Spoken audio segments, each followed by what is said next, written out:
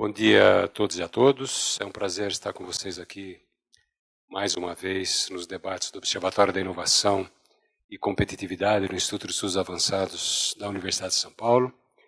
Queria agradecer, antes de mais nada, ao professor Fábio Gandu, cientista-chefe da IBM aqui no Brasil, que muito gentilmente atravessou uma parte de São Paulo em meio à chuva forte para vir trazer as suas palavras aqui e abrir um bom debate, como sempre, em nossa universidade. Queria pedir desculpas aos nossos colegas internautas que nos acompanham pelo atraso. Nós recebemos telefonemas de colegas informando que, por conta da chuva, chegariam atrasados. Então, nós conversamos aqui, decidimos esperar um pouquinho, por isso que nós estamos começando com um atraso. É indesculpável, mas, mais uma vez, sejam condescendentes conosco.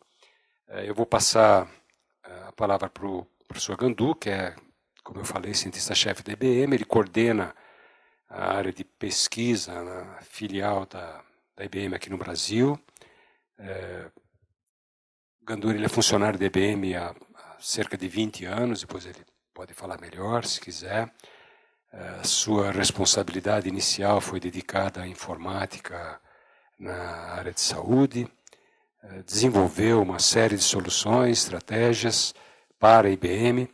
Mais recentemente foi gerente de novas tecnologias, estabelecendo um canal de colaboração entre laboratórios da IBM Research Division e o mercado local, IBM Research Division nos Estados Unidos. Ele é médico, graduado em medicina pela Universidade de Brasília e doutor em ciências da computação.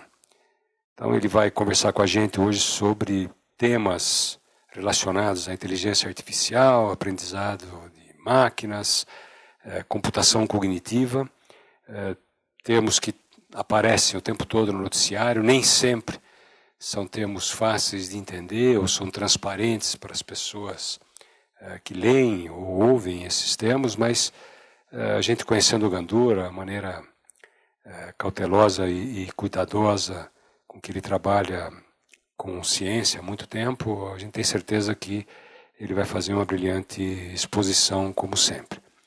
Então, o tema do trabalho dele é novas formas de produzir conhecimento. Existem mesmo?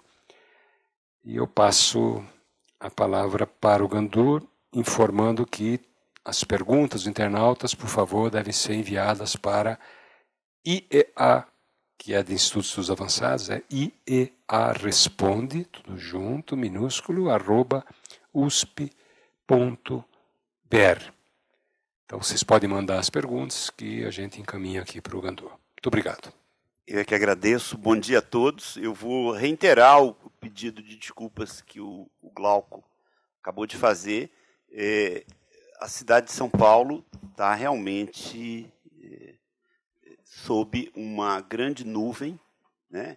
Então, há algum tempo, talvez a gente olhasse para o horizonte e, usando um conhecimento empírico acumulado ao longo de séculos, né, pudesse chegar à conclusão que vai chover o dia inteiro. Hoje, a gente olha aqui no meu aplicativo, no celular, né, e com base em dados, esses dados produzem um novo tipo de conhecimento. Eu olho aqui e digo a mesma coisa que a minha avó dizia, né? São Paulo está embaixo de uma grande nuvem. Então, hoje é provável que vá chover o dia inteiro.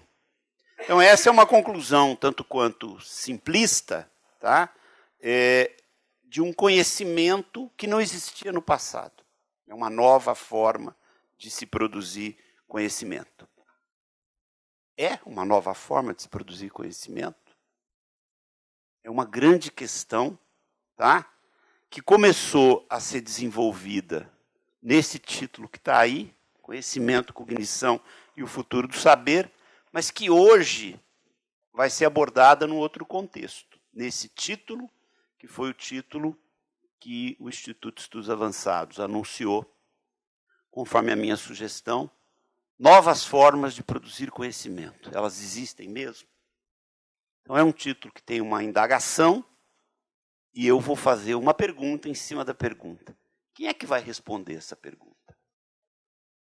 Na realidade, nós é que vamos ter que responder essa pergunta. E eu já adianto que essa pergunta não tem uma resposta única. Essa pergunta, ela não é discreta na sua resposta. Ela é contínua. É uma variável contínua. Existem novas formas de se produzir conhecimento? Às vezes sim, às vezes não, às vezes mais ou menos. Eu espero que a gente chegue ao final dessa nossa conversa. Vamos nos beneficiar do fato da chuva ter espantado um pouco as pessoas. Nós somos aqui em menos gente, né? E a gente, então, chega ao final dessa conversa estabelecendo os limites de validade dessa variável contínua. Tá? Até onde a gente pode considerar que existem novas formas de se produzir conhecimento e até onde a gente passa a suspeitar de novas formas de se produzir conhecimento, ainda que elas sejam anunciadas. A última vez que eu estive aqui nessa sala,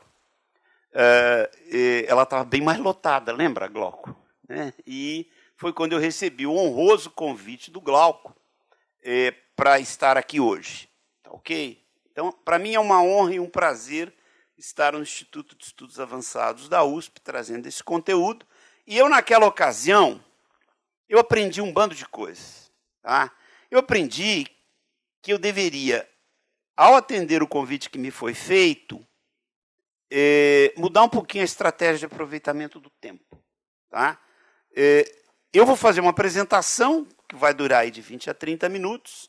Depois, eu quero construir com vocês um modelo tangível. Deixa eu até pegar o material que eu coloquei aqui na minha mochila e cheguei tão atrasado que eu esqueci de pegar esse material aqui.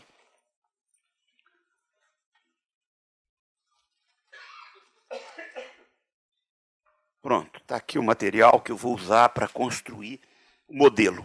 Tá? Modelo físico. Nós vamos montar ele aqui, com a ajuda de vocês. Tá? E a construção desse modelo físico vai tangibilizar os conceitos que vocês vão ouvir durante a apresentação. Tangibilizar de forma positiva ou de forma negativa. Tá? Quero deixar tangível aqui os conceitos teóricos, tá? Que eu vou colocar, eu quero deixar materializá-los no mundo das coisas reais. Depois, antes da gente fazer as perguntas, eu percebi, viu, Glauco, na outra vez que eu estive aqui, que a gente abre a sessão de perguntas, mas, na realidade, pelo menos naquela sala bem mais lotada, as pessoas não querem fazer perguntas, elas querem dar a sua opinião. E eu não vou perder a chance de ouvir a opinião de vocês. Então, eu falei, vou colocar um bloco ali de discussão, oportunidade para ouvir as opiniões dos participantes. Tá certo? E aí, por último, tem uma sessão de perguntas e respostas, ou vindas daqui, ou vindas da nossa audiência na internet. Posso fazer assim, Glauco? Eu acho que é uma maneira boa da gente aproveitar esse tempo. Bom, então, caminhando nesse modelo, eu tive uma enorme dificuldade de, ao me preparar para vir no campus da Universidade de São Paulo, concluir que eu não iria conseguir encontrar definições que tivessem, que fossem aderentes a um formalismo acadêmico para termos tipo dado, informação, conhecimento, saber, inteligência e cognição. Olha que buraco a gente tem no campo do conhecimento, considerando a sua vertente acadêmica, cristalina. Na academia, as definições são cristalinas, elas são claras, elas são passíveis de serem reinterpretadas, mas em cada momento do tempo, elas são definitivas. E eu fiquei perdido, eu não encontrava nada que pudesse ser considerado definitivo ao buscar definições, tá, relacionadas com esses termos. Tá ok? Então, o que eu fiz? Eu tenho que beber em alguma fonte. Tá? Eu fui beber na fonte da Wikipedia. Tá certo? Eu fui lá, certo ou errado, eu falei, e outra coisa, eu não posso pegar uma definição de uma fonte e outra de outra fonte, porque eu vou acabar comparando laranja com banana. Não dá. Então, eu vou manter a fonte e vou ver se eu consigo extrair dessa fonte algo que me permita, depois, fazer uma ressalva. Mas, pelo menos, eu trabalho em cima dessa definição. Olha que coisa curiosa. A Wikipedia, ela fala que o dado na tecnologia da informação é a representação física de um evento no tempo e espaço que não agrega fundamento para quem o sente ou recebe. O dado não agrega fundamento para quem o sente ou recebe. Portanto, dado é nada. E o Big Data é um monte de nada. Tá? Coisa que eu já suspeitava há algum tempo. Né? Eu vivo dizendo, não existe Big Data, o que existe é data. Quando a gente interpreta o data, a gente transforma o dado em informação. E quando a gente interpreta um bando de dados, a gente pode extrair daí muita informação. Bom, eu tenho essas definições, em algum momento elas são teleológicas. Né? O que é uma definição teleológica? É uma definição que usa um contexto, um termo, uma palavra contida na própria definição. Por exemplo, conhecimento é o ato ou efeito de conhecer. E daí? Tá? Aí eu fui atrás do que era conhecer. Perceber e incorporar a memória. Ficar sabendo. Tá? Ao usar a mesma raiz do saber, o conhecer me jogou para a definição de baixo. Bom, o que eu fiz aqui? Eu fiz algumas conexões, tá, do que eu encontrei de mais importante nessas definições buscadas na Wikipedia. O dado não agrega fundamento. Eu confesso que eu mexo com dados há um bocado de tempo, mas nunca tinha percebido essa verdade tão evidente. Tá? Inclusive, tem uma coisa, nessa mesma definição da Wikipedia, tem um conceito ali também interessante, de que o alfabeto é nada mais do que um conjunto de dados. Certo? Então, A é um dado, B é outro dado, C é outro dado. Dependendo do contexto em que esses dados são colocados, eles têm um ou outro significado. Tá? Informação é o resultado da manipulação e organização de dados. Essa é uma definição que a gente já tem mais claro, né, na área de TI. Né? Informação é o dado colocado numa forma organizada e útil, através de uma tabela, através de um gráfico, qualquer coisa desse tipo. O conhecimento acabou se baseando em algo teleológico, é o ato, o efeito de conhecer, e ao conhecer, a gente começa por a primeira pedra que sustenta o saber. Tá? E aí, olha, que o saber remete de novo lá ao conhecer. Tá certo? Bom, aí vem uma definição que é complexa em si. O que é inteligência? A Wikipedia diz que é a capacidade de alguém ou algo para a lógica, abstração, memorização, compreensão, autoconhecimento, comunicação, aprendizado, controle emocional, planejamento e resolução de problemas. Né? E as pessoas ainda se atrevem a dizer que existe uma inteligência artificial. Tá? Eu tenho uma reserva enorme com o uso dessa expressão inteligência artificial, mas a mídia, os jornalistas são apaixonados por esse termo. Então, eles vivem colocando essa expressão inteligência artificial nas manchetes em letras garrafais. Tá? Mais para frente, a gente vai voltar a mexer com esse conceito. Já a cognição é o ato ou processo de aquisição do conhecimento. E aí, esquece a inteligência. Mas cognição, como ato ou processo de aquisição do conhecimento, se transforma em alguma coisa mais factível, tá? Sob o ponto de vista de sua produção de maneira automática. é possível adquirir conhecimento de maneira automática? É possível se construir uma cognição automática? É essa a resposta, é esse o desafio do que a gente chama hoje de computação cognitiva, e é esse o desafio que fundamenta a pergunta, título da apresentação. É possível produzir conhecimento de forma automática? Vamos ver se a gente consegue responder essa pergunta. Bom, eu tentei aqui fazer uma conexão entre essas definições e vi que, de fato, eu teria que me expor a uma extrema honestidade técnica e científica e gerar essa ressalva. Tá? Essa ressalva diz o seguinte, que a apresentação está baseada em termos de definições que foram formulados ou selecionados por mim a partir da minha própria experiência empírica, na medida que esses termos e definições não possuem necessariamente uma fundação técnica de caráter acadêmico universalmente aceita. Pode ser que alguém veja essas definições que eu trouxe da Wikipedia e diga, eu não concordo com isso. Eu estou aberto a essa discordância. Principalmente essa pessoa que não concorda me trouxe algo melhor do que está aqui. Tá bem? E a adoção de caráter empírico, ela é exatamente uma consequência da inexistência das definições universalmente aceitas. Glauco, vocês me deram trabalho, viu? Porque eu fui atrás de livros de psicologia, fui atrás de definições da neurologia, e é muito curioso porque a gente não encontra essas definições de forma universalmente aceita.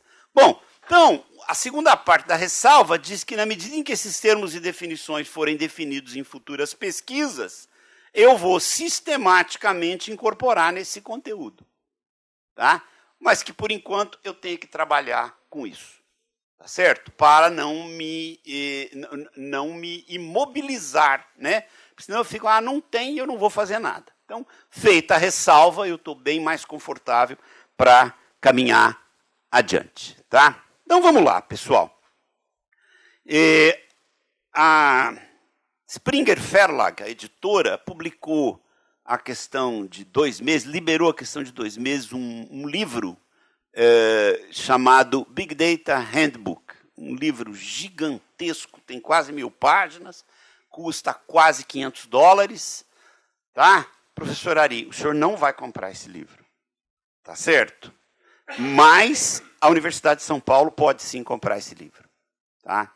É um handbook, né? As bibliotecas deverão ter esse livro, não é um livro de leitura, é um livro de consulta, e um capítulo desse livro, o capítulo que faz a ponte de conexão entre o mundo de dados transformados em informação e o uso dessa informação para a produção de conhecimento de forma automática, cognição automática, eu tive o trabalho e o prazer de escrever junto com 2 colegas do laboratório. Então, nós escrevemos esse capítulo. O capítulo tem perto de 90 páginas. Levamos 1 ano para escrever esse capítulo, para construir essa ponte que comunica uma coisa com a outra. O capítulo tem, eu sei que esse é um parâmetro que a universidade gosta muito, e eu acho que ele faz sentido, 104 referências bibliográficas.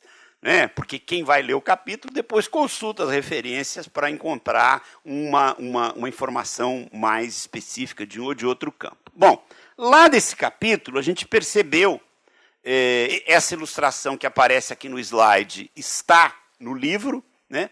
A gente percebeu que a proposta da inteligência artificial lá atrás, dos anos 80, era construir uma arquitetura de hardware e software que simulasse o cérebro humano. E essa resposta, ela foi ruim. A gente chegou aqui, no máximo, de forma parcial, ao cérebro de um camundongo. E o que a gente conseguiu realmente fazer foi simular o cérebro de um mosquito. Tá ok?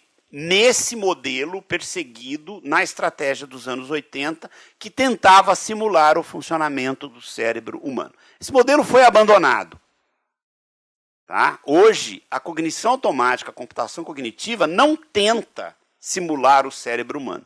Mas, ao longo dessa trajetória, apesar do modelo ter sido abandonado, ele deixou um legado importante, que são esses elementos que estão aqui nos outros quadrantes. Por exemplo, redes neurais, lógica nebulosa. A lógica nebulosa existia desde muito tempo, mas ela foi resgatada até o aprendizado de máquina, que é o grande tchan do momento, tá? Configurado nesse jeito que está aqui. Tá? Tudo converge para um algoritmo que seja capaz de produzir algum tipo de ensinamento para uma máquina.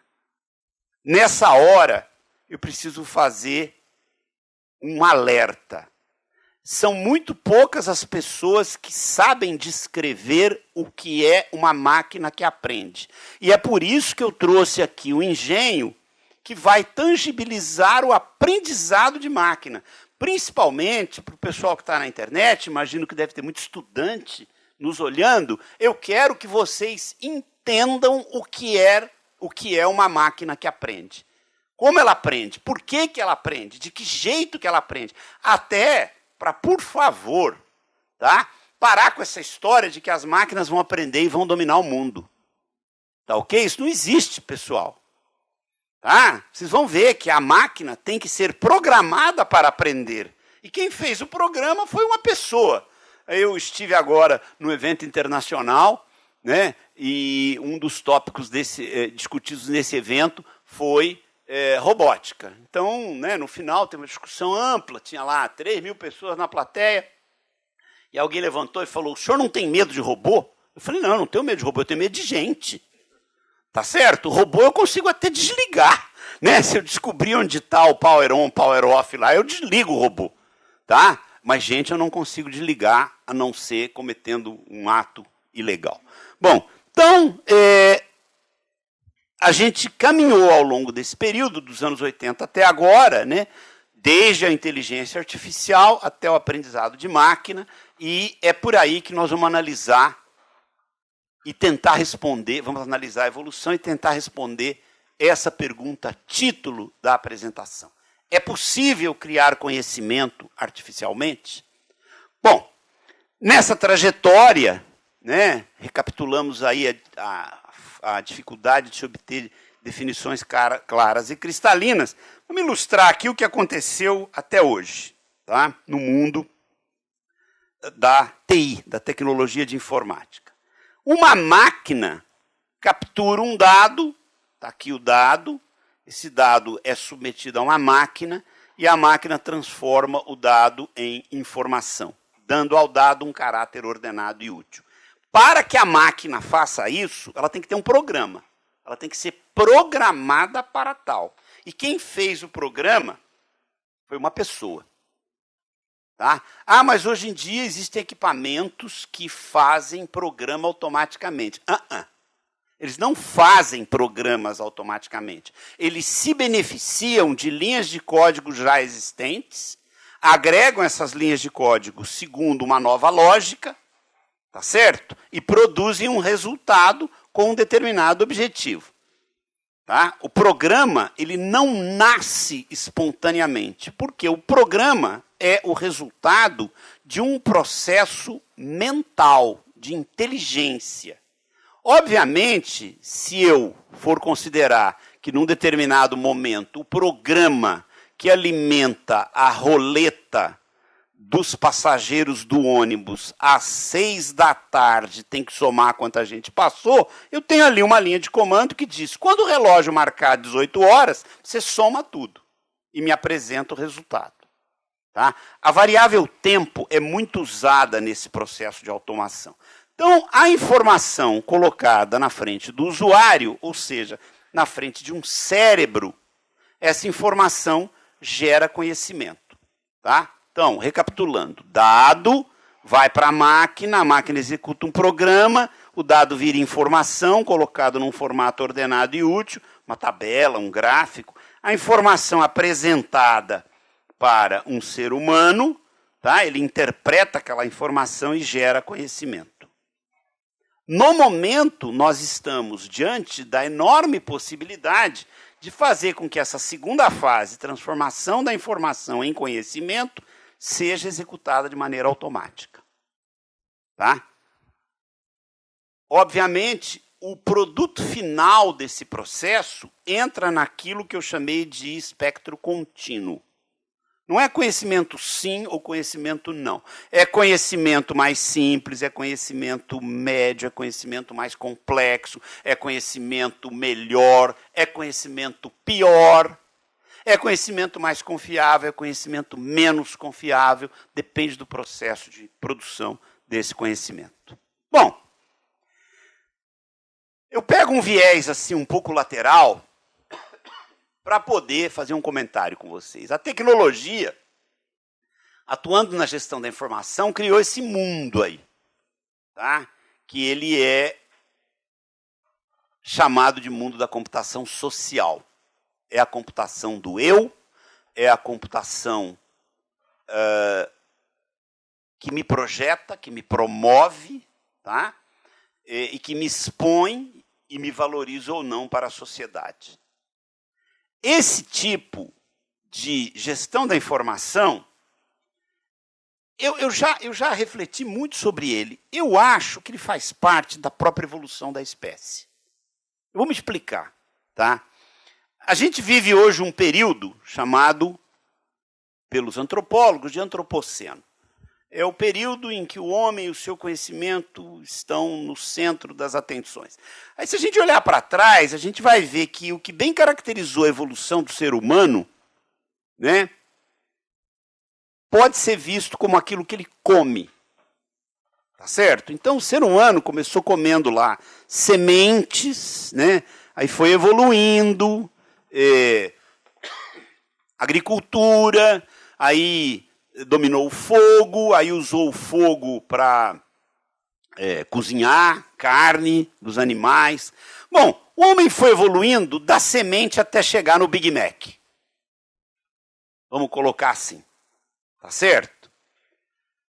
Hoje, eu acho que a tecnologia, aquela tecnologia que criou aquele cenário de computação social, transformou o homem de omnívoro, que come de tudo, em informívoro.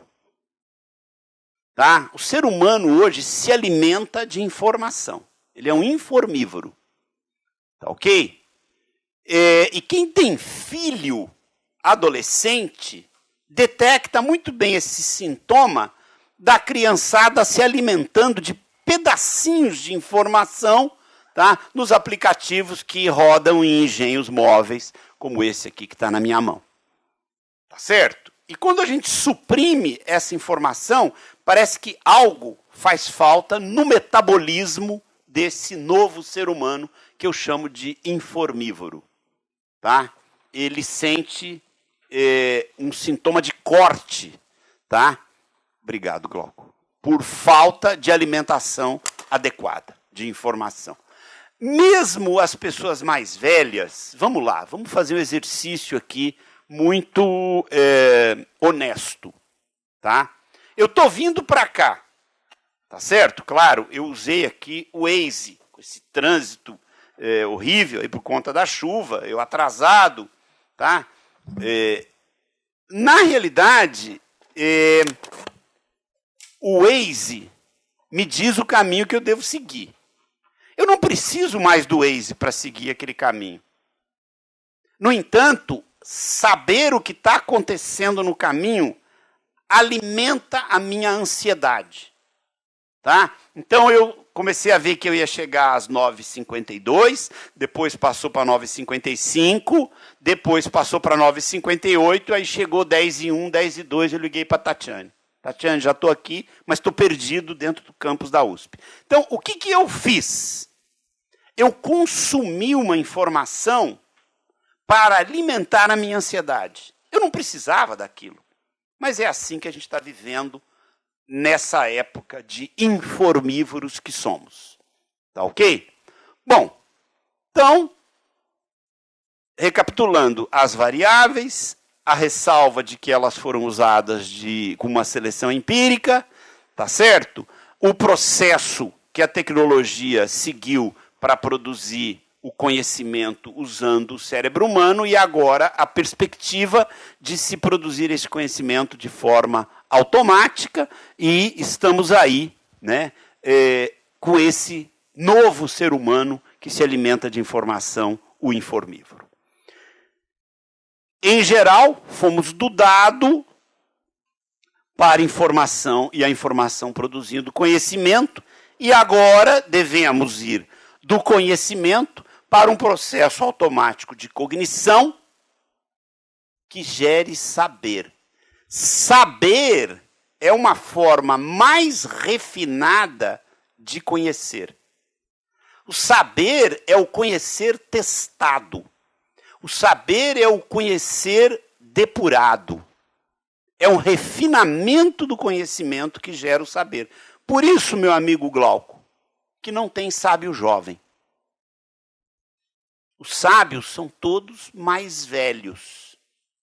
Por quê? Porque eles levam tempo para fazer esse refinamento, essa depuração do conhecimento. Tá ok? Tem gente que tem mais saber e menos saber, mas o título de sábio exige cabelos brancos ou a falta deles. Tá ok? Muito bem. Posto isso,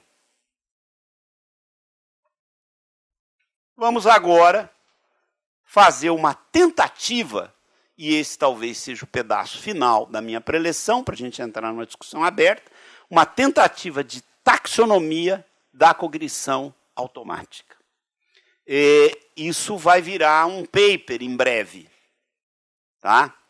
A cognição, os modelos de cognição automática incluídos nessa taxonomia vão virar uma publicação que ainda está em andamento. Então, eu quando pego um dado, eu tenho duas alternativas com esse dado. Estou indo lá em priscas eras, lá atrás. Ou eu transformo o dado numa informação estruturada, como a TI recomendou durante quase 100 anos para que as pessoas fizessem, estruturem seus dados. Né? O banco de dados só lida com informação estruturada. A tecnologia de banco de dados só lida com informação estruturada. Isso foi verdade até um certo ponto. Ou eu, então, capturo esse dado e gero com ele uma informação desestruturada. Tipo uma receita de torta de maçã. É uma informação desestruturada. Tá ok? A computação social, aquela que eu mostrei lá com aqueles logos bonitinhos e coloridos, ela favoreceu o crescimento da informação desestruturada. A informação estruturada hoje só existe no sistema legado das empresas. Estruturadinho, bonitinho. Felizmente, a tecnologia, desde 2003, desenvolveu métodos para lidar com informação desestruturada. Então, eu tenho hoje, não vou dizer que eu tenha hoje uma igualdade de ferramentas tecnológicas que lidem com uma ou com outra. Tá? Mas é possível lidar com uma ou com outra.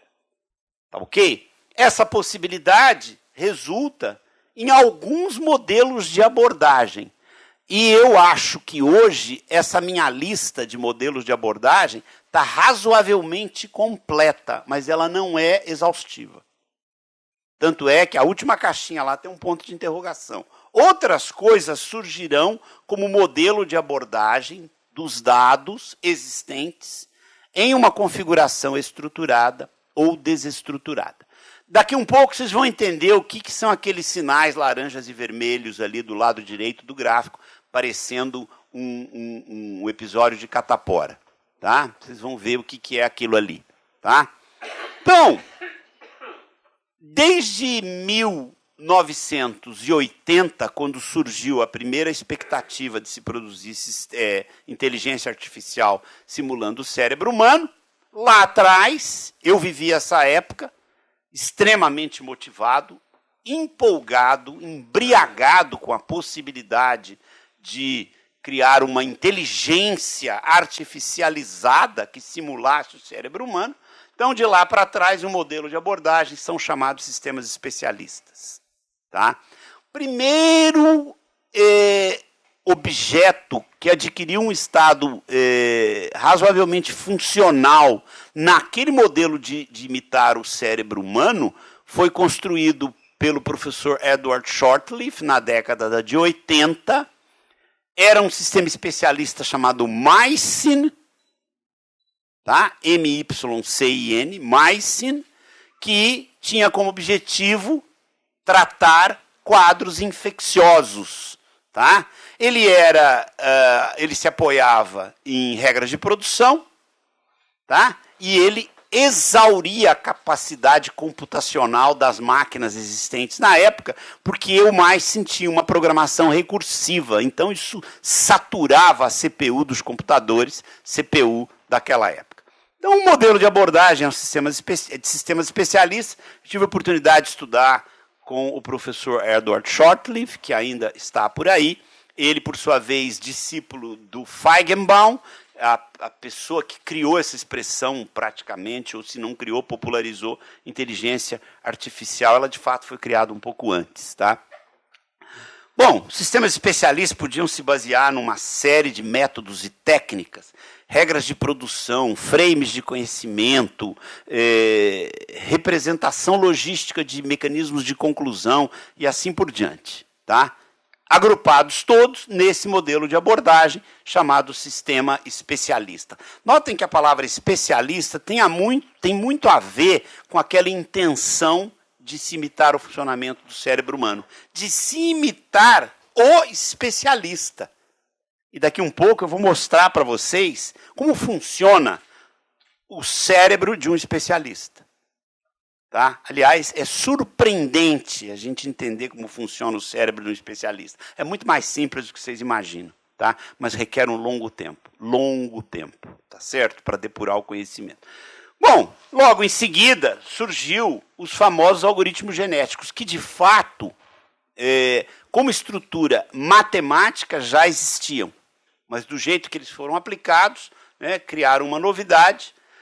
Houve o resgate da lógica nebulosa. Com a lógica nebulosa foi possível criar agentes autônomos. Tá?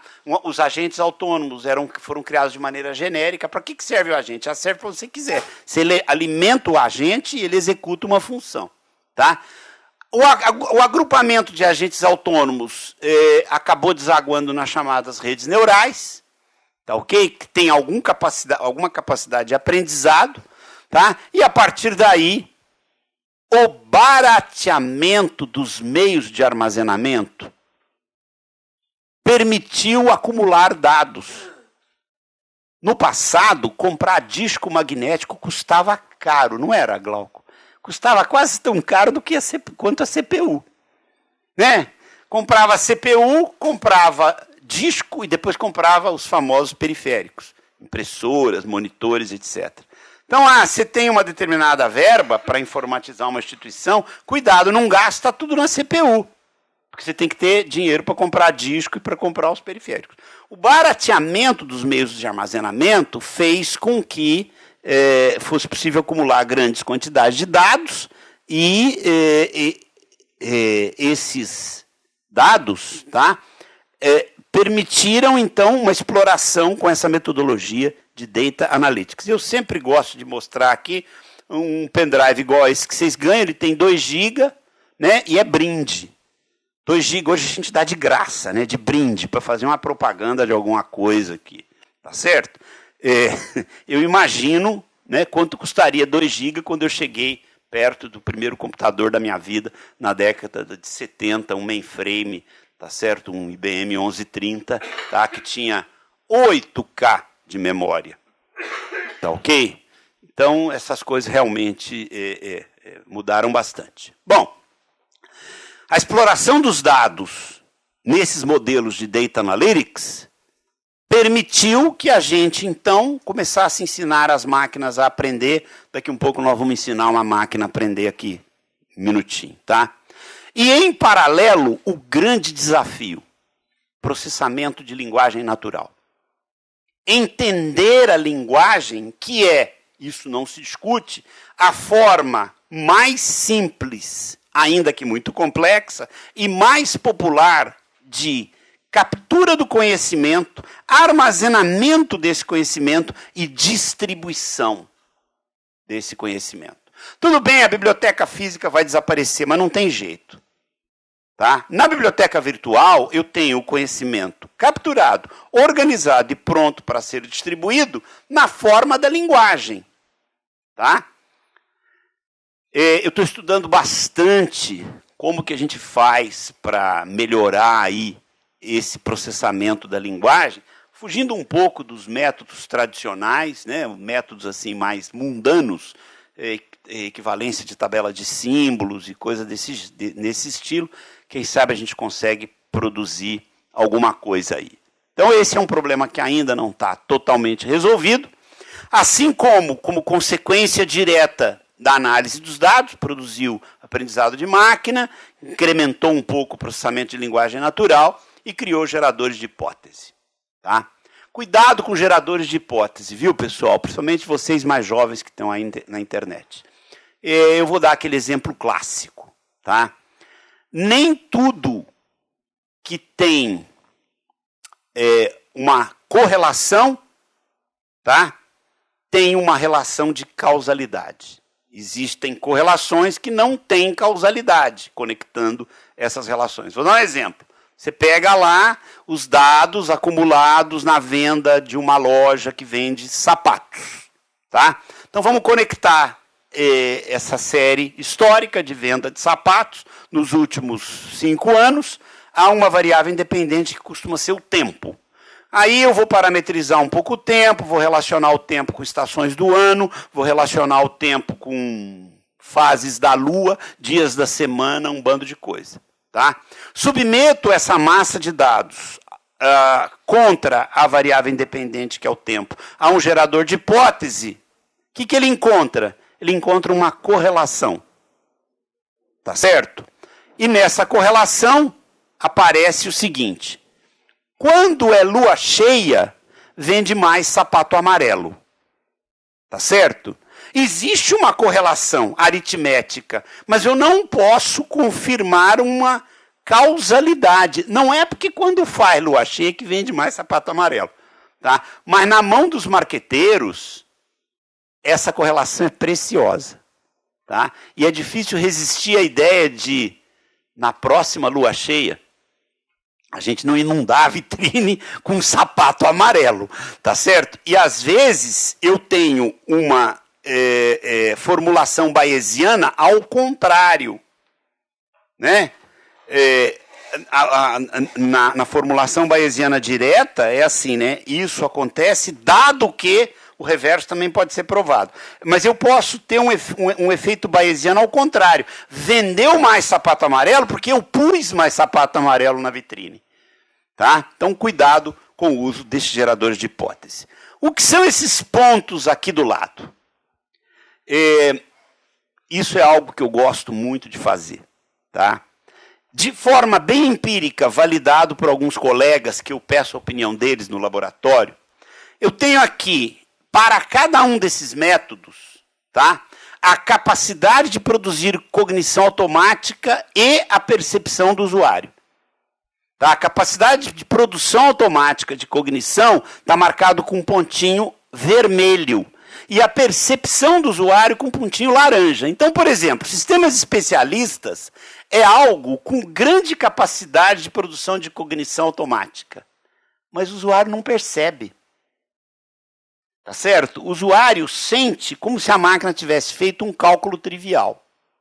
Tá? Um cálculo tradicional. A percepção do usuário é menor do que a produção real. Aí eu vou para algoritmos genéticos, tá? A capacidade de produção de cognição automática é menor do que o sistema especialista. Ela existe, mas é menor. E a percepção do usuário é menor ainda. Tá? Vamos pegar uma que é ao contrário. Agentes autônomos, eles têm uma capacidade de percepção de cognição razoável, mas a percepção que o usuário tem é que aquele agente é um gênio. Tá? Porque, de repente, ele responde alguma coisa, tá? Que dá uma percepção interessante, tá? Para o usuário de que aquela máquina, de fato, tem uma inteligência intrínseca. Tá? Da mesma forma, isso acontece com machine learning. Machine learning desperta no usuário essa percepção de que a máquina aprendeu tudo, tudo sabe e tudo pode fazer. Tá ok? Então, esse tipo de avaliação, estará no fundamento, na base da resposta da nossa pergunta. É possível criar uma cognição automática? Sim, é possível, mas numa escala que varia, tá? A partir do método usado, do modelo de abordagem na produção dessa cognição. Obviamente, nessa hora vem uma pergunta. E o dia que a gente puder usar isso tudo junto de uma vez só? Tá?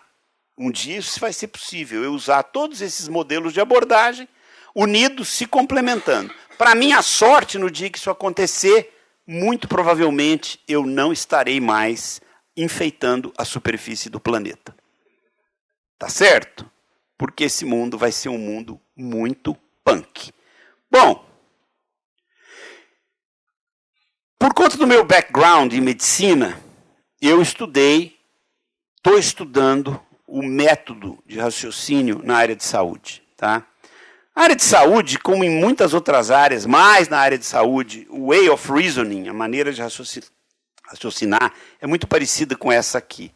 Se isso, e o isso é essa nuvenzinha aqui, se isso, então aquilo, e às vezes aquilo mais. Se isso, então aquilo e mais isso. Tá?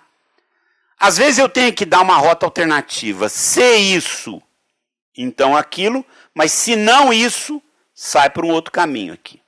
Tá? E algo mais. Vamos ilustrar isso de maneira realista. Se febre, peguei um caso aqui típico dessa época do ano, né? Inverno, paciente idoso, chegou no pronto-socorro, meio desidratado, com febre. Se febre, então raio-x de tórax. Na realidade, a pergunta tosse tinha que vir antes do raio-x de tórax, mas não tem dúvida que hoje, nesse momento, tá? O médico vai pedir o raio-x, mesmo que o paciente diga que não está tossindo. Tá certo? Se ele é idoso, está ali com febre e tal, nesse inverno, né? Então ele vai ter que fazer um raio-x de tórax, tá ok? Bom, o que aconteceu? Os profissionais de saúde lidavam com o mundo desses se e então, if, then, else, usando uma arquitetura, uma linguagem um pouco mais da área de TI, tá? A partir de um certo manancial de conhecimento. Só que a tecnologia fez esse conhecimento explodir. Tá? Então hoje eu tenho um conhecimento extremamente vasto de navegação muito difícil com o cérebro desarmado. E aí que entra a abordagem do especialista. O especialista, ao longo do tempo, ele consegue definir o cerne do conhecimento, o miolo do conhecimento. Então ele não precisa se perder no meio de tudo que está aqui. Ele conhece o que é o hardcore do conhecimento. E é aqui que ele navega. Tá? Ele navega, isso acontece, a gente está estudando mais as especialidades que são mais facilmente parametrizáveis, tipo cardiologia. Então você pega um velhinho desses cardiologistas de 50 anos de experiência e diz, vem cá, como é que você dá o diagnóstico de estenose mitral? E ele cita um dado. Não, se tiver isso, tá? Então ele definiu o miolo do conhecimento. Tá? Por que a gente está fazendo isso? Quem sabe a gente consegue usar isso aí para melhorar os processos de produção de cognição automática. Muito bem. Você conhece essa maquininha? Isso é uma maquininha muito simplesinha. Eu trouxe uma aqui, ó, igual a ela. Tá? Isso, o nome disso é fróter. Isso é para fazer espuminha no leite. Tá? Essa maquininha, ela é um pouquinho mais burra que um pernilongo. Tá ok? A única coisa que ela faz é isso aqui, ó. Tá? Ela vibra aqui e eu coloco no leite, né? E ela faz espuminha no leite.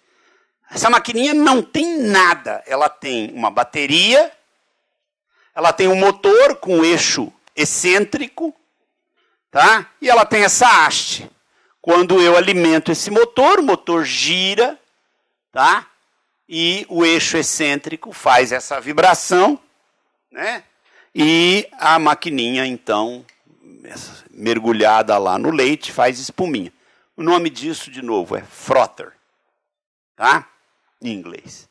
Tá ok? Ou, sei lá, espumador em português. Tá? Essa máquina é inteligente? Burrinha. Tá? Ela é mais burra que o pernilongo, porque o pernilongo consegue reconhecer onde ele tem que picar. Tá? O pernilongo não vai picar aqui, ele não vai picar ali. Tá certo? Ele vai picar num local que ele vai selecionar de que maneira? Ele vai selecionar usando um sensor. Tá? Um sensor de calor e de presença de CO2. O pernilongo vem no seu zumbi no teu ouvido, porque o teu ouvido está perto do nariz, por onde sai CO2. O pernilongo tem um sensor de CO2 e de calor. Então ele sente o CO2, tá? E vai naquela direção.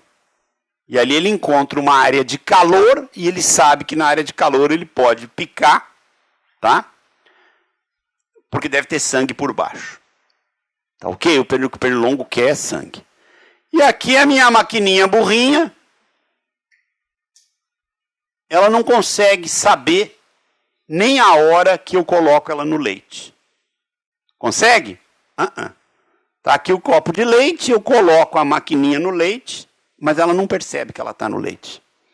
Então o que eu trouxe aqui? Tá?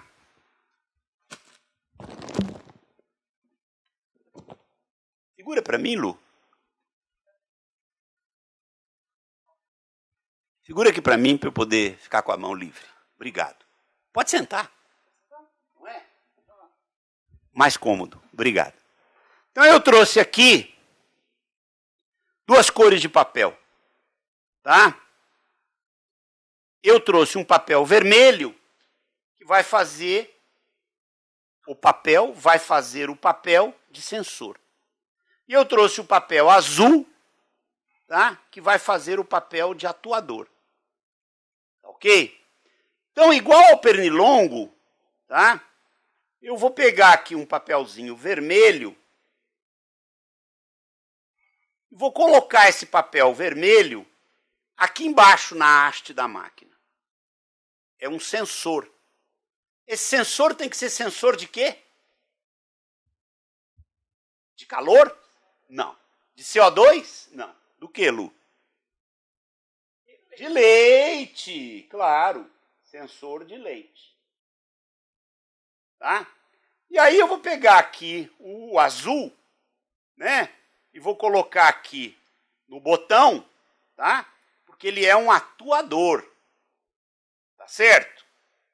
E aqui no azul, esse é um sensor, ele é um atuador que vai receber um sinal daquele sensor para fazer o que com o botão? Liga. Tá? Olá, moçada. A máquina tem um sensor e um atuador. Se eu enfiar ela no leite, o que vai acontecer? Ela começa a funcionar. Tá bem? Ela ficou mais inteligente? Ela ganhou alguma habilidade de acionamento baseado em sensores e atuadores. É isso que é máquina inteligente, moçada. Não é nada mais, nada menos do que isso. Vocês estão satisfeitos com essa inteligência? Tá bom assim? Não, tá bom não. Vamos sofisticar mais. Vamos pôr outro sensor aqui. Tá? Vamos pôr um sensor mais alto na haste. Tá ok? O que eu quero que esse sensor perceba? Ah, professor Ari, é isso mesmo. Esse sensor vai perceber espuma. E na hora que a espuma chegar no sensor, o que vai acontecer? Eu vou mandar outro comando para o mesmo sensor lá do botão. Qual vai ser? Pare, desliga. Tá? Então peguei meu pernilongo, burrinho, né? Quando eu mergulhar ele no leite, ele liga. Quando a espuma chegar no sensor de cima, o que ele faz? Desliga. Tá? Tá bom? Não? O que a senhora quer colocar mais de inteligência? Ela já se entusiasmou, era isso que eu queria. Vai lá, vamos lá. Ele tem que saber quando entrar. Ah! Eu vou aí lhe dar um beijo. É isso mesmo, pessoal. É isso mesmo. Tá? Porque, olha só. Se eu colocar aqui, nessa máquina, um outro elemento, tá? Que é representado pela variável tempo, eu vou dar um jeito de pendurar o meu relógio aqui nessa máquina. Tá? Esse relógio vai ter uma variável que se automodifica. Tá? Um registrador que vai marcar a hora do dia, tá certo? Que eu uso a máquina amanhã. Então é algo entre 8 e 9. Tá certo? Depois de amanhã, entre 8 e 9 de novo. Tá? Na segunda-feira, entre 6 e 7. Tá?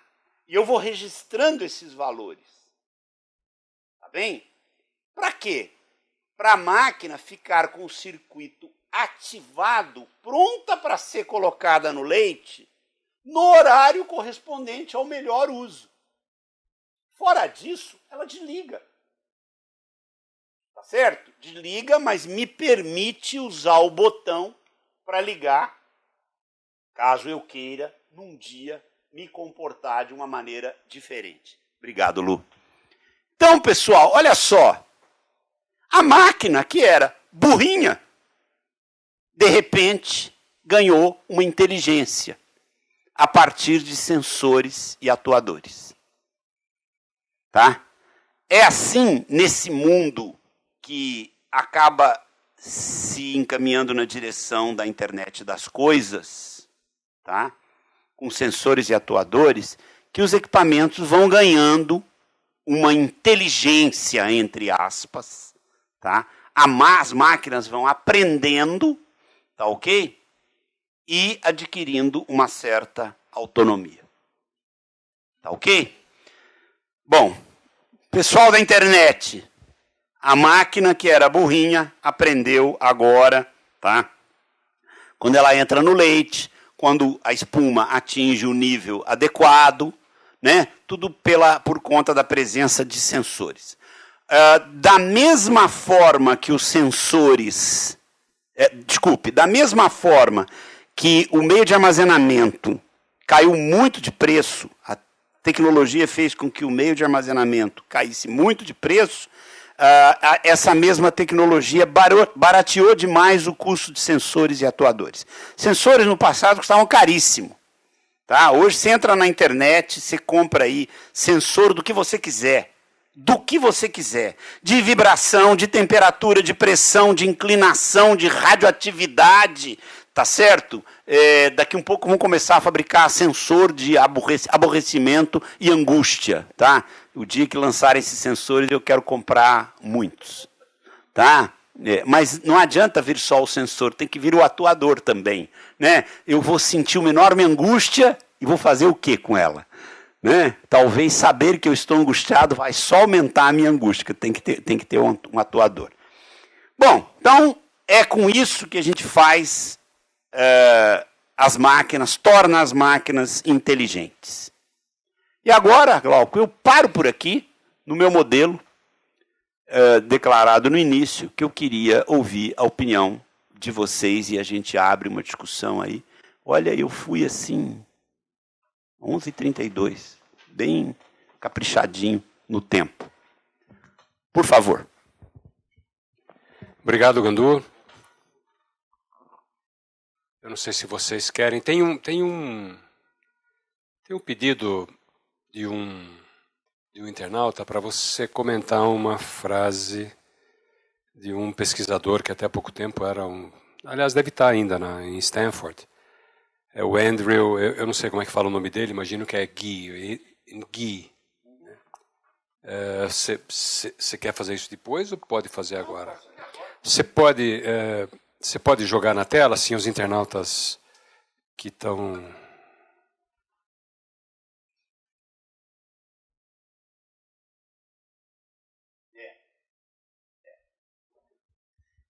É curioso, tá?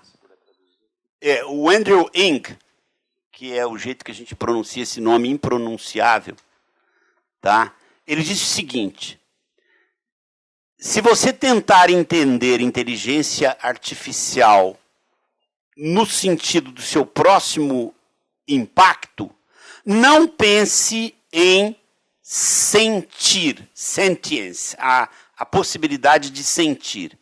Em vez disso, pense numa automação exagerada, que é a melhor tradução para essa expressão inglesa, em inglês americano, on steroids. On steroids, a melhor forma da gente traduzir isso é exagerado, tá?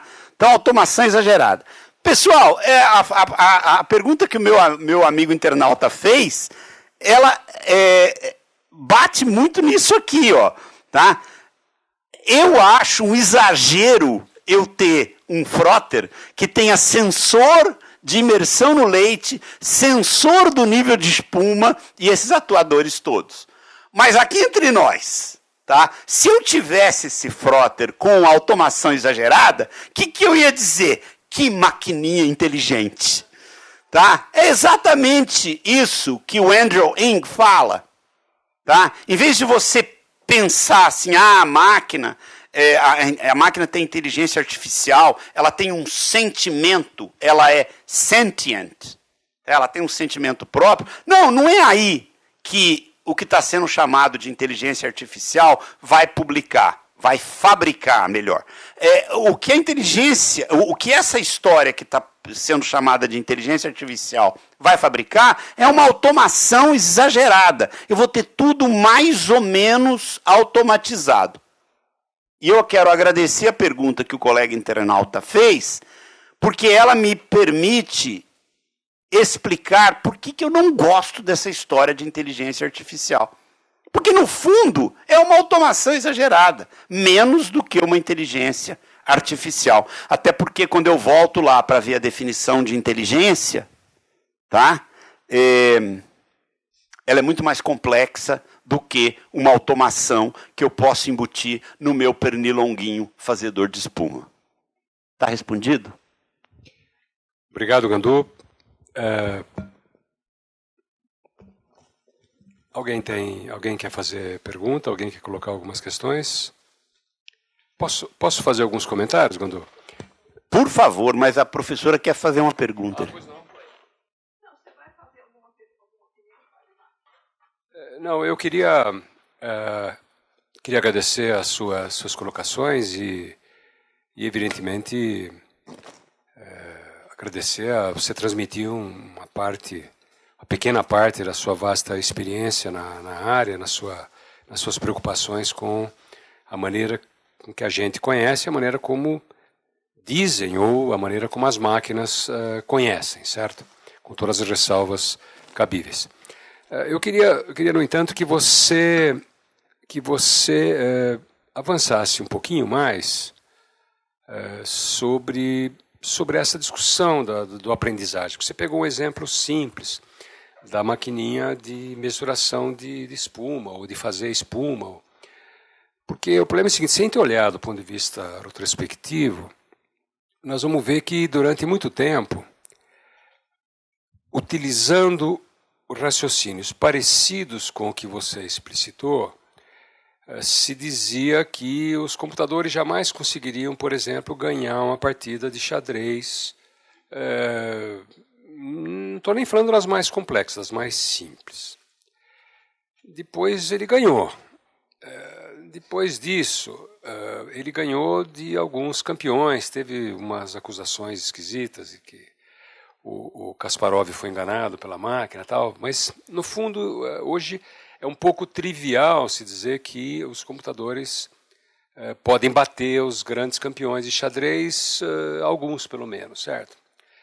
Depois disso, você teve um avanço grande, inclusive a IBM participou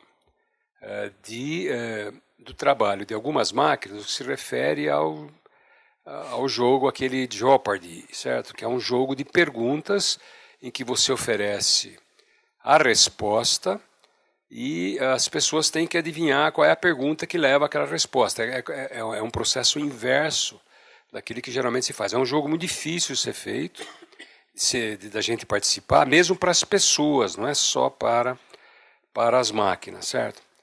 E mais recentemente você teve um avanço dos computadores da Google que ganharam uma competição do jogo de Go, que todo mundo sabe, é um jogo chinês antiquíssimo, um jogo de estratégia extremamente difícil, e que simplesmente a ideia de que você tem uma pequena lógica, ou uma grande lógica, não importa, um algoritmo mais consistente, mais robusto, daria a ele condições de ganhar. Então, eu não estou querendo com isso defender uma tese diferente da sua, certo? Eu só queria que você falasse para a gente que está aqui, para os internautas, o que significa essa evolução que é muito acelerada, muito rápida, quais são os impactos que a gente pode ter em várias áreas, em especial na sua, na área de saúde, que pega uma imensidão de gente com problemas. Vocês têm o Watson na IBM, um computador super avançado, que inclusive oferece serviços na área de saúde, consegue analisar uma quantidade enorme de dados, de radiografias, e oferece alternativas de diagnóstico, tem precisão maior para a leitura de algum material que os olhos humanos não conseguem enxergar. Então, veja, eu só estou querendo registrar, tem alguma coisa de diferente aí, certo? Tem muita coisa diferente. O debate se a máquina é inteligente ou não é mais especial, certo? E tem sua importância. Mas muita gente também acha que tem gente que também não é tão inteligente assim. Então, está cheio. Está cheio, né? Então veja, você percebe, a gente está numa situação muito especial. Então eu gostaria que você falasse um pouco. Vou falar assim, Glauco. Por favor, desculpe. Não tem que se culpar nada, ao contrário. Obrigado, porque a sua colocação, ela se insere perfeitamente em algo que eu expliquei, mas talvez expliquei menos do que devia, tá? Que esse mundo, chame ele de inteligência artificial, ou chame ele de cognição automática, eu não vou tentar tomar uma atitude quixotesca aqui de lutar contra o moinho da mídia internacional, que adora chamar isso tudo de inteligência artificial. Qualquer que seja o nome, tá, que se dê a esse mundo novo, né, que você falou, tem muita coisa nova acontecendo, de fato. Tá? Então, independente da nomenclatura que a gente vai adotar, o que eu quero que vocês e os colegas que nos veem pela internet percebam é que eu tenho um espectro de respostas muito amplo. Tá? Desde a mais simples, que foi o modelito que eu usei aqui para automatizar o meu pernilongo, até a mais complexa, tá? Que é, por exemplo, uma decisão de alta responsabilidade, tá? No mundo das finanças. Tá? Então, eu tenho esse amplo espectro de respostas, e ele não é discreto, ele é contínuo. Eu tenho respostas que vão de coisas muito simples, representadas por automação baseada em sensores e atuadores, até coisas extremamente complexas, e quanto mais perto da complexidade eu chego, mais eu dependo de algo que eu até já falei aqui mesmo e em outros ambientes. Eu dependo de processamento semântico do português brasileiro. Tá? Então, agora, colocado esse pano de fundo, vamos tentar situar os exemplos que você muito adequadamente citou, tá? Nesse amplo espectro. Então, vamos pegar lá o Deep Blue que jogava xadrez. Tá certo? Deep Blue é a materialização de um algoritmo elegantíssimo chamado algoritmo do funil. Tá? Esse algoritmo ele é válido para um espaço de estado definido e que tenha regras de produção conhecidas. Esse algoritmo foi criado por um japonês, tá ok? E ele podia ser anunciado assim. Em um espaço de estado conhecido, que tem um problema complexo de essência combinatória, se eu conheço as regras de produção desse espaço de estado, eu consigo executar esse algoritmo de forma que eu vou eliminando possibilidades, daí o nome do funil, porque eu vou eliminando possibilidades, eliminando, até chegar naquela que atende o meu objetivo. O cara faz esse enunciado e a gente diz, como é que nós vamos provar isso? Bom, temos que encontrar um espaço de estado limitado, que tenha um problema, cuja essência seja combinatorial e cujas regras de produção sejam conhecidas. Aí alguém falou, xadrez. Claro, xadrez tem um espaço de estado limitado no tabuleiro, né? É só ali que ele acontece. Eu conheço as regras de produção, peão mexe assim, cavalo mexe assado, torre mexe desse outro jeito. Eu tenho regras funcionais muito bem definidas e a essência do problema é combinatorial. Tá? Bom, mas como é que nós vamos mostrar que o algoritmo funciona? Vamos implementar uma máquina que jogue com um grande mestre. E vai lá o coitado do Kasparov, tá certo? Se expor, né, a essa circunstância que estava na cara, pelo menos para quem estava do lado de dentro, que a chance dele era muito pequena. Aí cria aquela celeuma, não, porque eu fui enganado, tal, não sei o quê. Mas, em resumo, ele perdeu. E agora ele está publicando um livro. Ele vai lançar um livro, se é que já não lançou esses dias. Já lançou, né? Tô curioso para saber o que ele escreveu lá. Bom, então, eu tenho esse extremo, mas atenção, aquela máquina era inteligente. Eu preferia dizer que aquela máquina era esperta. Esperta porque ela implementou a inteligência de alguém que construiu o modelo de operação da sua esperteza. Ela era muito esperta. Tá? E por ser tão esperta, ela implementou a inteligência do japa que bolou o algoritmo. Então, esse é um lado da questão. Do que eu dependo para fazer essa esperteza funcionar? Eu dependo de aritmética. E um pouco de lógica. Se isso, então aquilo e mais aquilo outro. Nada mais. Tá? Eu não estou super simplificando o raciocínio. Eu estou simplesmente colocando o raciocínio de uma maneira tangível, principalmente porque deve ter muita gente jovem que nos vê, tá? E eu quero que eles entendam isso, que isso não é um bicho de 7 cabeças. Exige ralação, exige dedicação, exige tempo, mas dá para fazer. Bom, então agora vamos caminhar um pouquinho mais, vamos pegar o exemplo do Watson. Opa, o Watson, que competiu no programa Jeopardy, tá? Já é algo um pouco mais peludo, tá certo? Mas vamos lá. Como funciona o programa Jeopardy? Os competidores têm direito de escolher temas. Filmes antigos, esporte, política, etc. Quando você escolhe um tema, você delimita um espaço semântico. Tá? Não adianta você escolher um tema e definir um espaço semântico e pegar a pergunta de outro domínio semântico. Não funciona. Colocando isso num palavreado mais simples. Eu não posso desenvolver um sistema de computação cognitiva, tá? Alimentado com conhecimento semântico de Corinthians e fazer uma pergunta de Palmeiras para ele.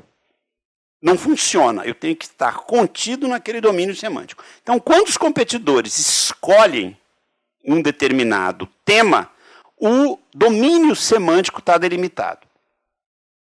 O conhecimento daquele domínio, por uma restrição do programa, sobe, tá, dos discos para a memória. Aquele Watson, tudo bem, as pessoas falaram supercomputador, mas não é bem um supercomputador. O que ele tinha era uma super memória, porque eu não vou ter tempo de ler o disco.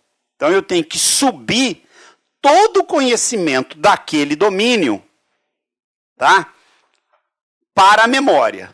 Mas como que você vai subir, Fábio?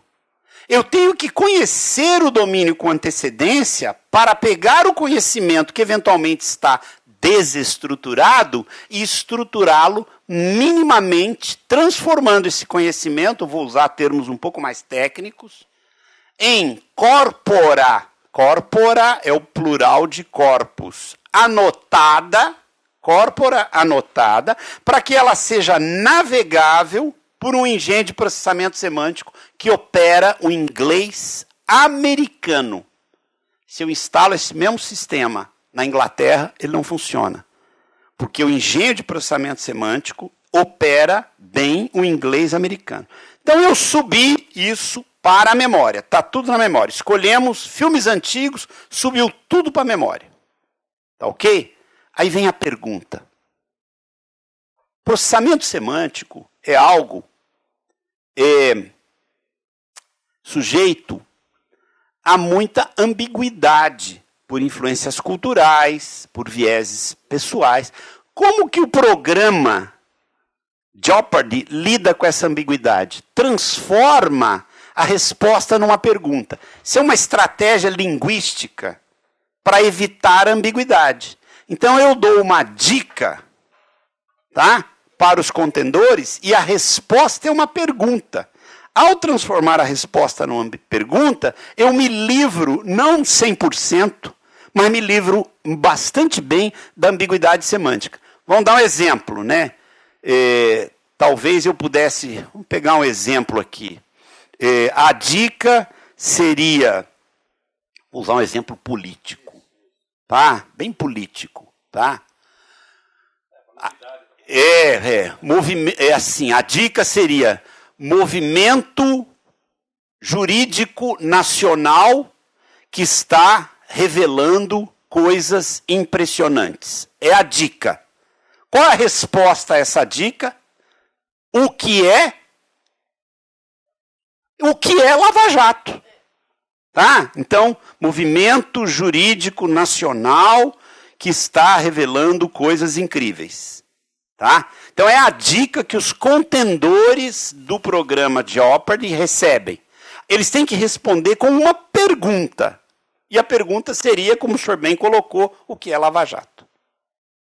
Tá? Com isso eu evito a ambiguidade semântica. Tá ok?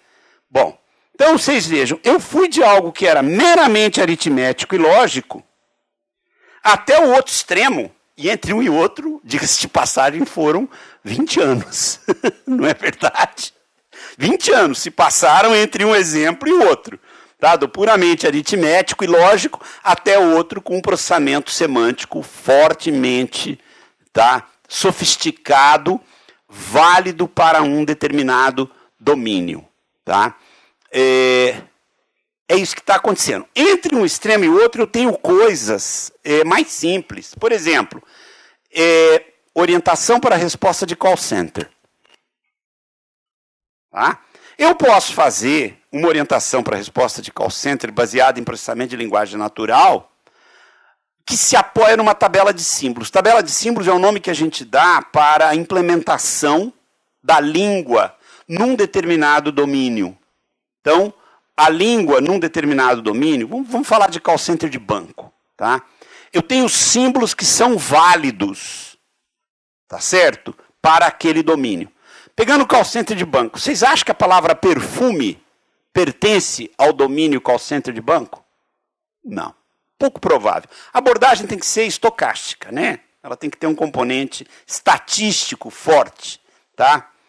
Então, a palavra perfume é pouco provável que ela pertença ao domínio, tá, de um call center de banco. Então, ela não está na tabela de símbolos. Se alguém falar perfume ali, sei lá, o sistema vai dizer, não entendi o que você falou. Tá ok? Repete. Tá? Por outro lado, a palavra juro pertence ao domínio do banco? Claro que sim. Tá? Então, coloquei um extremo puramente aritmético e lógico, coloquei outro extremo, processamento linguístico com interpretação semântica sofisticada, e aí no meio eu tenho uma série de outras nuances. O que eu acho, sabe, Glauco, importante da gente chamar a atenção da nossa audiência local e remota, é que já tem muita gente conversando com máquina sem perceber. Falar sozinho a gente já falava, né? Não é verdade? Né? Lembra quando saiu o auricular Bluetooth, né? Se andar, o cara punha o celular no bolso, punha o auricular aqui, se andava e via alguém na rua falando sozinho. Não, ele não está falando sozinho, ele está falando com outra pessoa. Mas é que a tecnologia criou esse aspecto de, né, parece que o cara está falando sozinho. Por conta dessa metodologia, de todos esses modelos de abordagem que a gente colocou aí, hoje em dia, combinando dois deles, existe o famoso chatbot. Tá? Chat de conversa, bot de robô. Então, é um robô de conversa. Tá? Então, a gente já está falando com máquinas e a gente não nota. Tá ok? E aí eu fico me perguntando, e o dia que eu tiver direito a ter o meu chatbot? Do Fábio Ganduro. Tá? O meu chatbot, que é uma máquina, vai conversar com outro chatbot, que é outra máquina. Tá ok? Então eu vou ter máquina falando com máquina. Tá? E onde eu fico nessa história? Tá? A resposta a essa pergunta será dada em breve pelo Instituto de Estudos Avançados da USP. Eu espero. A história da placa. Fala, professora. Bom, eu tinha pedido para falar, acho que antes, então eu gostei realmente muito da palestra e eu vou dar um exemplo pessoal. Eu vou dar um exemplo pessoal meu. Eu cheguei nessa geração de hipótese em 1975. Então, em 75, eu percebi uma hipótese que eu achei que explicava tudo. E eu venho trabalhando sistematicamente com essa hipótese há 42 anos. E essa hipótese me permitiu chegar hoje aqui. Eu vim aqui porque eu decidi que eu vinha aqui. Então, eu acordei cedo, eu sabia que ia chover, eu decidi que vinha aqui, mas primeiro eu resolvi dar uma olhada nos meus meios e na internet, que é o que eu faço sempre, porque eu não uso celular. Por definição, não uso celular, mas estou sempre no meio e na internet. E na meia hora que eu tive, antes de vir aqui, por vários critérios, eu caí na Wikipédia, porque eu decidi saber o que era abdução. E aí eu vi que a abdução é a terceira via, além da indução e da dedução, que são conhecidas desde os gregos. Eu li e falei, interessante, eu posso precisar desse conceito no lugar onde eu estou indo agora. Então, o que eu quero dizer é que tem muita coisa rolando por aí, né? Eu vou parar por aqui. Eu podia fazer um seminário inteiro sobre o meu método de tratar com a ansiedade e o relaxamento. Ô, professora, não vai se livrar de mim, não. E nem eu quero. Tá, então eu vou lhe dar um cartão com o meu e-mail, porque eu quero muito que a senhora conte para mim essa sua hipótese universal com a qual a senhora trabalha há 42 anos. Pode até me abduzir, se a senhora quiser. Tá certo.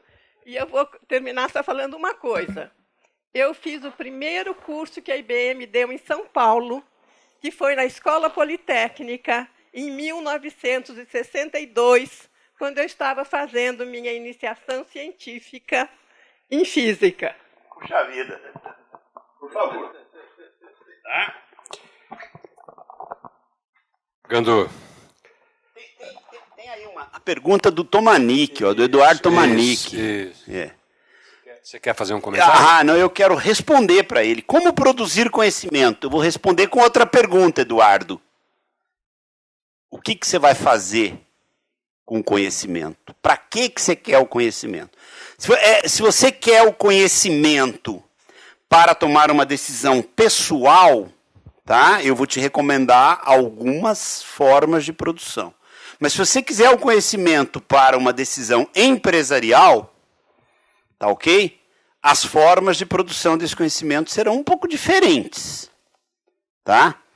Então, dentro daquele espectro que vai do mais simples até o mais complexo, tá ok?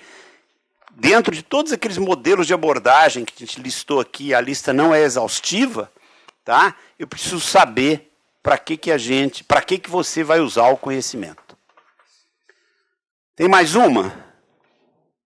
Quais as perspectivas de substituição da mão de obra qualificada pela inteligência artificial? Opa! Mão de obra qualificada pela inteligência artificial. Posso responder? Claro. Então é assim. É da Wasmalha Bivar. Se eu não me engano, ela era do IBGE. Não sei se é mesmo. Perfeito. Então é assim. No teu contexto, Wasmalha, tá? Um contexto que exige um conhecimento de caráter abrangente, porém para uso analítico, tá? Eu acredito que o impacto do que está sendo chamado de inteligência artificial, substituindo a mão de obra, vai ser grande. Não tem como, né, enfeitar. Ah, não, porque a inteligência artificial não vai reduzir a oferta de emprego. Claro que vai. Tá? Vai reduzir a oferta de certos empregos que vão executar, em cujas funções as máquinas vão poder executar mais rapidamente, com mais propriedade, etc. Agora, por exemplo, será que uma máquina vai conseguir explicar, finalmente, se o Bentinho teve ou não teve um caso com a Capitu? Tá? Será que alguém vai conseguir? Alguém vai? Algum crítico literário vai conseguir? Isso, vai conseguir, tá? Então, esse é o tipo do desafio que pode não ser parametrizável para ser respondido por uma máquina. Tá ok? Agora, voltando à pergunta da Wasmalha, tá? Eu acredito que a gente vai passar por uma fase de transição. Né? A gente vai transitar do humano para o mecânico, ou do humano para o automático, usando primeiro o automático para validar o humano. Tá? O automático, o humano continua fazendo e o automático valida, refina, aperfeiçoa, né? Até que o humano, é uma interpretação razoavelmente otimista, mas eu acho que vale a pena ser otimista nessa hora. Até que o humano se desloque para uma atividade mais sofisticada, mais complexa, tá certo? E aí a máquina ocupe o seu lugar definitivamente. Tá ok? Glauco. Eu vou... Se alguém quer fazer alguma pergunta aqui, por favor. O professor Ari Plons, que aliás nos deu a honra, é vice-diretor aqui do Instituto de Estudos Avançados, nos deu a honra de vir acompanhar, apesar da sua agenda absolutamente carregada. Você precisaria falar nessa... Porque está gravando e o pessoal tem que ouvir. Perfeito. Não, primeiro, em nome do Instituto, o Glauco é o nosso anfitrião e mestre hoje, mas só reiterar a alegria de tê-lo aqui, pelo conteúdo e pela forma, você se sente em casa, embora tenha tido alguns minutos de emoção para chegar aqui. Mas a pergunta é uma pergunta de curiosidade na linha mais do soft que você teve de nos tratar, e que é o seguinte, se o nome desta máquina que você descreveu é Watson, como é a relação Watson-Sherlock? Ah, excelente, professor Ari, muito obrigado. Muito obrigado. Relação nenhuma, tá? Então, vamos lá. Mas muito obrigado, professor, de me dar a oportunidade de fazer esse esclarecimento.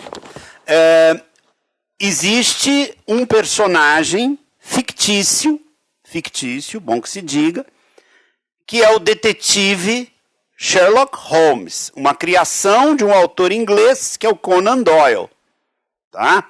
O personagem fictício, Sherlock Holmes... Ei, moçada, Sherlock Holmes não existiu, ele é um personagem da literatura. Ele tinha um assistente, tá, que era o Dr. Watson, ao qual ele se referia com uma expressão que hoje é muito popular, elementar, meu caro Watson. Tá? Então, esse é o Dr. Watson, que ele era médico, hein? Dr. Watson. Tá? Tem duas coisas que caracterizam o Dr. Watson. Tá? Primeiro, ele era médico, e segundo, ele era a única pessoa que carregava uma arma na série literária do Conan Doyle. Ele andava armado, porque ele achava que ele tinha que defender o amigo. Tá? Porque o amigo se metia em várias enrascadas, né? Para poder desvendar os crimes, o Sherlock Holmes não andava armado. Tá? Então, esse Watson é uma criação, tá certo? Literária do Conan Doyle. Sherlock Holmes e o seu assistente, fiel assistente elementar, meu caro Watson. O Watson da IBM tem a ver com o fundador da IBM, o Charles Watson.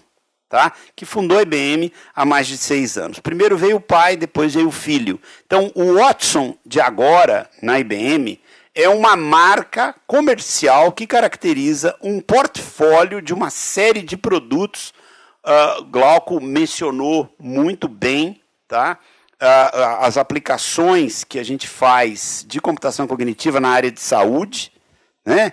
Existe dentro desse portfólio de produtos, um conjunto enorme de alternativas embaixo da submarca Watson Health, dentro da qual a estrela é o Watson for Oncology, que assessora os oncologistas no tratamento de câncer, e isso está disponível, inclusive, aqui no Brasil.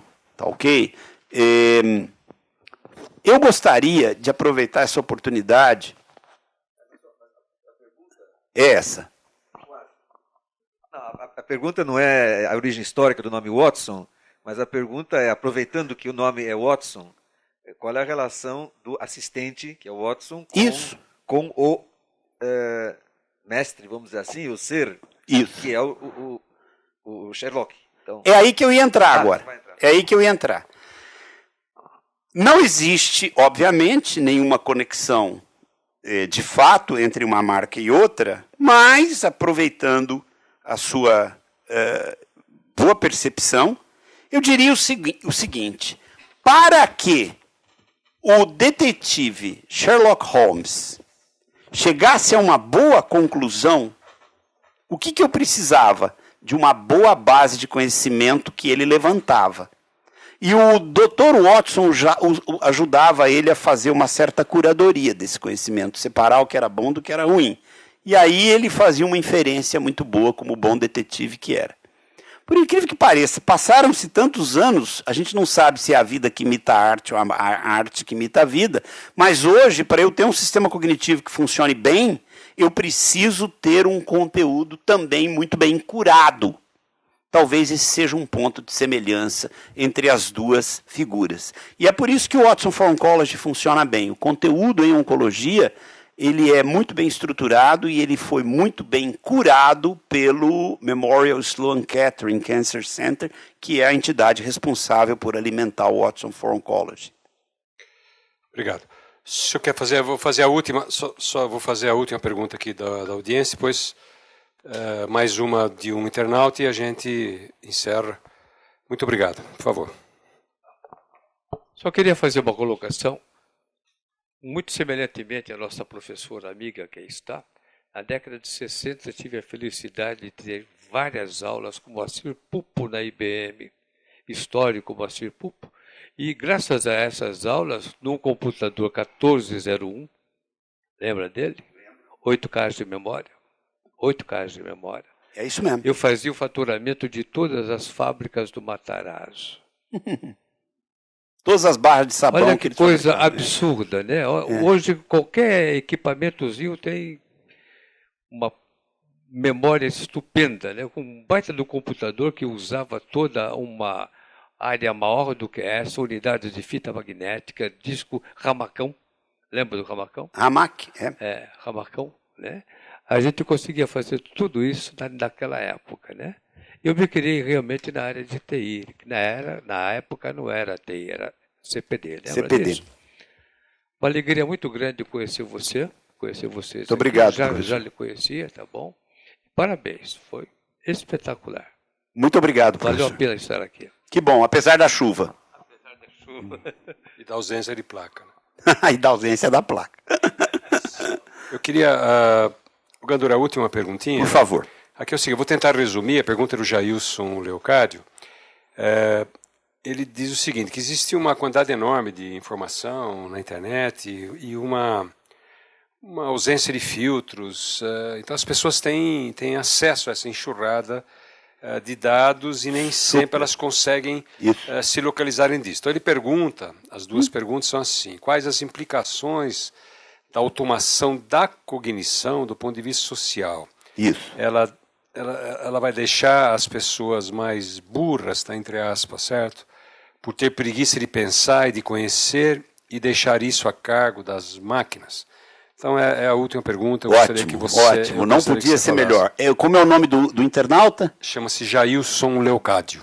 Ô Jailson, olha só, brigadíssimo pela pergunta, me dá a chance de te dar uma opinião pessoal a respeito do produto da cognição automática. Tá? Cognição automática não seria realmente uma inteligência artificial, mas ela gera um conhecimento artificializado. Tá? Conhecimento produzido pela máquina é artificializado. Então eu vou fazer para você uma comparação que eu já fiz, eu selecionando metáforas adequadas, tá? Para ilustrar as coisas, eu diria o seguinte. No mundo hoje a gente tem madeira natural e madeira artificial. Essa parede aqui provavelmente é de alvenaria, é boa, mas deve ter uma outra aí que é o que a gente chama de drywall, que é artificializada. Tá? É uma alvenaria artificializada. A do fundo é, né, de drywall. Tá ok? Eu vou comprar uma roupa, eu tenho uma roupa de fibra natural, algodão natural, e eu tenho também uma roupa de uma fibra artificial, um nylon. Tá? Normalmente, tudo que é artificial custa mais barato. Tá ok? Demora mais tempo para ser biodegradável, né? Traz mais poluição, mas enfim, é nessa direção que a gente caminha. Eu acredito que na área de conhecimento, nós vamos ter também conhecimento natural, tá? Produzido por pessoas, e um conhecimento artificial, produzido por máquinas. Tá certo? Muito provavelmente esse conhecimento artificializado, como a madeira artificializada e a roupa artificializada, tende a cuidar mais barato, a custar mais barato. Tá certo? Agora, será que a internet vai deixar as pessoas mais burras? Modéstia à parte, tá? Não deveria, mas eu acho que as pessoas já estão mais burras por conta da internet. Vou te explicar como. Você vai procurar alguma coisa na internet, aí você entra lá no seu engenho de busca, tá? O engenho de busca diz que tem 150 mil respostas. Você não passa da primeira tela, tá? E você ao não passar da primeira tela, você deixa de exercer o seu senso crítico. Você não compara uma coisa com a outra. E a gente vê isso muito com o estudante. Os estudantes estão fazendo pesquisas hoje usando os engenhos de busca na internet, eles se satisfazem com a primeira, segunda, terceira, no máximo quinta resposta. E eles vão perdendo, tá, a paciência, tá, de exercitar melhor o raciocínio crítico, comparar uma coisa da outra. Corolário desse teorema que eu costumo dizer para os mais jovens que trabalham comigo. Eu digo para eles, pessoal, nem tudo que está escrito em inglês é verdade. Tá? Não é porque está escrito em inglês que é verdade. Tem muita porcaria escrita em inglês também. Então, pega o paper, lê o paper e vê se esse paper, de fato, tem consistência. Não é porque ele está escrito em inglês que ele é verdade. Agora, tá, eu faço essa crítica, mas eu também faço a autocrítica. Tá? Com a internet, as pessoas vão perder, provavelmente com o passar do tempo, o exercício de separar uma coisa da outra. Né? Vão perder a prática de exercitar a separação de uma coisa na outra. Mas quando não tinha internet, hein? Aonde que a gente buscava a informação? Acho que quando não tinha internet, a gente se contentava com a ignorância. Tá? Então, se com a internet some essa habilidade crítica, Sem a internet, some o acesso ao conhecimento. Portanto, vamos fazer o possível para manter o acesso ao conhecimento, mas resgatar, cultivar a habilidade crítica. Essa é a minha opinião para essa pergunta. Queria agradecer bastante o Fábio Gandur, não queria tomar mais o tempo dele. Agradecer a presença de todos, os nossos colegas internautas, pelas perguntas e pela participação. Tem muita gente na internet. Eu queria só terminar, Gandur, antes de você falar sua última mensagem para os colegas aqui. Eu participei de um seminário no MIT. MIT é o Instituto de Tecnologia de Massachusetts, que é um instituto super avançado e que trabalha muito as questões de inteligência artificial, e fica ali pertinho de Boston, nos Estados Unidos. E teve um momento em que um dos grandes pesquisadores do MIT, ele contou uma historinha que eu tomo a liberdade, é bem curtinha, de repetir. Ele falou assim, o cidadão tinha um robô em casa que preparava para ele tudo o que ele precisava. Era um pouco uma previsão do futuro, mais próximo, certo? 5, 10 anos. Então ele saía de casa pela manhã e falava, olha, eu preciso da minha roupa passada, que eu vou chegar à noite, eu vou num jantar, eu preciso do vinho escolhido, porque um vinho francês escolhido, porque eu vou levar de presente. Eu preciso de tudo que ele falava assim, mas deixa também para minha mulher, que não vai ao jantar comigo, deixa um picadinho com legumes e, cenoura, vagem, todo bonitinho, com arroz na mesa, e você deixa tudo pronto, quentinho, mas não se esqueça da minha mulher, porque ela é super importante, ela já tá um pouco sentida que eu não estou levando ela no jantar, e ela precisa ser, então você põe lá um vinhozinho branco para ela, o picadinho, e faça o que for preciso fazer para estar isso tudo pronto. E quando ele voltou, efetivamente, estava tudo pronto, e a mulher tinha jantado, tinha gostado tudo, e ele sentiu um problema, porque a mulher falou assim, eu achei engraçado como é que o nosso robô amigo, que prepara tudo, conseguiu fazer o picadinho, já que no congelador não tinha carne. E foi quando ele se deu conta da ausência definitiva do gato dele, certo? Então, por que eu conto essa historinha? Porque seria importante que você... você não acha que você deveria ter um pouco de medo de robô? Não pela história, mas porque as pessoas... Você tem medo das pessoas? Você entende? Então seria bom ser só isso. Só queria perguntar para você se não valia a pena. Não é para ter medo do robô, mas tenha medo das pessoas e por isso mesmo tenha medo do robô. É a minha sugestão. Eu vou considerar seriamente a sua opinião, né? Eu não tenho gato, mas tenho cachorro, tá? Então eu acho que isso é possível. E como uma última palavra, eu gostaria de agradecer a vocês aí. Muito obrigado pela paciência de todos, tá? Obrigado a Até todos. logo, bom dia, bom final de semana. Só queria falar para vocês, desculpe, o próximo seminário vai ser o que está marcado, talvez tenha algum intermediário, mas nós vamos retomar em junho, no dia 30, com Alexandre Laffer-Frankel, que é o CEO da Vitacom, que é uma construtora grande e bastante modernizadora do sistema de habitação que começou aqui em São Paulo, mas está crescendo muito rapidamente. Alexandre Laffer-Frankel, no dia 30 de junho, uma sexta-feira, às 10 da manhã, nesse mesmo local. Se tiver alguma atividade antes, a gente comunica a vocês por e-mail. Muito obrigado a todos e a todos pela presença, pela paciência, e mais uma vez, obrigado, Gandur, e ao pessoal lá da IBM. Obrigado.